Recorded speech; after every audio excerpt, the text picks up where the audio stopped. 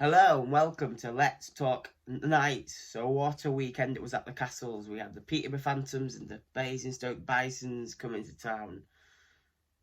And the first game, it was full of fireworks, as I thought it would be a scrappy game, and it certainly was indeed.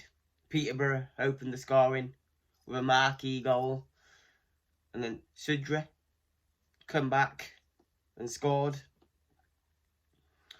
And then from there, it looked like we were going to lose the game. We conceded 3 more goals after that to Padlock, Burglass and Spires all scored. You think you're dead and buried at 4-1. You think, this isn't looking too good. But we did show some fight and some desire to get back into this game, which I've always said of the Knights. They've always showed passion, they've always showed desire, and they've always showed they want to play for this badge, which they always do. Every game they go out, they play their hearts and souls. And thanks to a power play goal off Kieran Brown, we bring it back a little bit. And in 66 seconds, we've redeemed ourselves and we've got it back to 4-4 through Fisher and Barnes. And Barnes playing some fantastic hockey at the minute. Barnes is one of them players, when the Whistle's not there, who you're going to rely on. Barnes is the guy to rely on at the minute. When Whistle isn't there, Barnes is coming up with the goals and the assists, which is good to see. When at times of the season you haven't seen maybe a Barnes or Matty Davis turn up when you needed them, but at points this time they have done, and recently Barnes is the one that's turning up to help the main boys out when needed. So it's 4-4. The third period comes in, no more goals. It's a 4-4 game. We need a winner, don't we? So it goes to overtime. And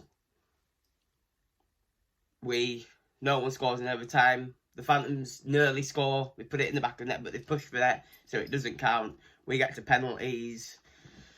And you never know who's going to win on a penalty. It's always tricky to score past the keeper on a penalty shootout, especially when you've got a keeper like Gospel the way he's playing. You're thinking you may have the win here. And especially when you've got someone like Kieran Brown up top, who put his penalty away. And also the youngster Harry Govler put his penalty away. And that's a good night, Phantoms. See you later. Thank you for coming to Planet Ice today, the Castle. Au revoir. We've scrapped to win. Probably a bit more than we needed to. But I didn't think it was going to be easy since the Phantoms are on the rise all the time.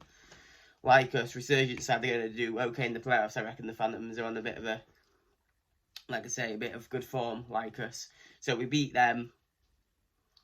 Now we were going into our next game. We have the Basingstoke Bisons coming back to town. And this one interested me, this game. There's a lot to discuss with this.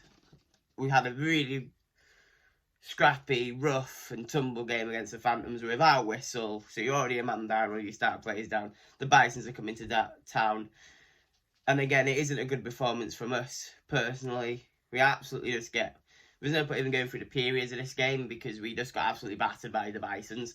I do think the Bisons knew we'd played that overtime game the night before, and they were like, we'll just go on top. We'll straight away have them. We'll just go onto them. And they did exactly that, and they powered through. They scored quick fire goals. We're not going to be coming back to 2 nights in a row from 4-1 down. It's not going to happen that way, unfortunately.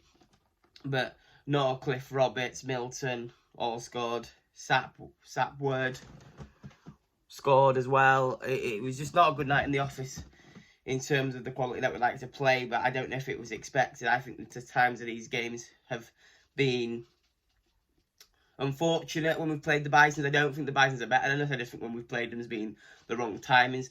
For example, it was Ryan Altridge's first game we played them last time, and he needs time to adjust to what his team is and what he wanted out of them. And he hadn't had much training time with them because he was hired that week just prior to playing them. And then this time we obviously had that really rough game against the Phantoms, which was took us to overtime, took us to penalties.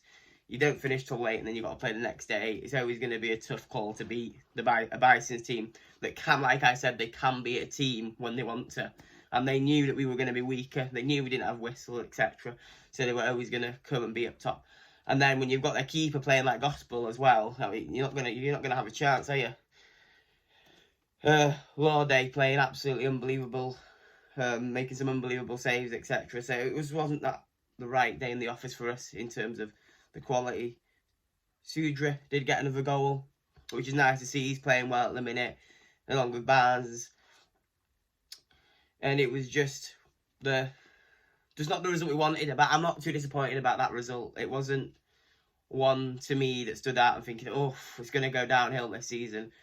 We've got the Raiders next. I'm confident we'll beat them. Whistle's hopefully back for that, because no one knows what's happened to Whistle. He vanished this weekend, went to play for the Steelers. I don't know what the agreement is there, because as we've all read, or we all know, that Whistle should be playing for us, not the Steelers, because he's contracted to us. But if he's free, he should play for the Steelers if we're not playing. But it was vice versa this weekend, so I don't know if he's got an agreement with, if he was going to leave, but then he has spoken to Steve Nell and said, okay, well, I will play when I can for your Leeds, or if the Steelers really do need me, we're going to go and play for them or something. We don't know. It could be anything behind the scenes. We don't quite know what's happening with Whistle. I personally think he'll stay till the end of the season, and I think he will play in the playoffs with us. But I do think he will not be a Leeds United player next season, unfortunately. And I don't keep going over this Whistle situation, because I don't think it helps anyone going over it. I think everyone would rather know if he's just staying to the end of the season and he's leaving. I think everyone would like to know that. And I also think, it's a situation I don't want to keep going over as well on here, because it's quite repetitive, because people are like, oh, well, he's not staying, he's an outsider, etc., etc. When really, I personally think he's a great guy. He just plays his hockey. He's got his own ambitions. He does his own little thing. He's one of them players. He isn't like a Kieran Brown. Kieran Brown's made himself. I'm a Leeds United player. This is the best season I've had, etc. And he loves playing for the club, which he's obviously going to get a lot more appreciation, Kieran Brown, than Whistle does, for example. But Whistle, as you've seen against the Bisons or the Phantoms, we haven't played as well this weekend in terms of the quality that we can possess, because a Whistle isn't there. I'm not saying Whistle's the reason we still won off against the Phantoms, what I'm saying. Whistle's not the full reason we do win games, because we did win against, like I said, we were saying the Phantoms. But he's a big part of giving us different link-ups. He gets on really well with Brown. They link up fantastic. He gets goals off them every game, etc. He links up with all the forward players. And it's a big miss for the team when he's playing for the Steelers. And, of course, he did play for the Steelers as well and score. So it's one of them. I don't know. I don't want to keep going over the situation. I'm going to say he'll be in the playoffs for us. He's having a good season with us. Just be happy that he's here, enjoying playing his hockey. And if he does move to the elite league, be happy for the guy. That's where he wants to be. He's from Canada. They play a lot of good hockey. Most of the Canadians want to be in the best league that they can possibly be in. And you've just got to appreciate that he's here. He's enjoying his hockey here. He's playing well. Kieran Brown's playing well. All the players are playing fantastic. And yeah, the Bison's loss is not the end of the world. And that's basically what I want to say on the Whistle situation. I don't want to bring it up again, really, till, I don't want to bring that situation up again. That's all I'm going to say on the matter on that one. So yeah, I hope you've enjoyed this video. Again, if you can like and subscribe, it always helps. And if you want to, what you think of the weekend's results, etc., or what you think of how the team's playing at the minute, just drop it in the comments below. And I hope to see you again on Let's Talk Nights.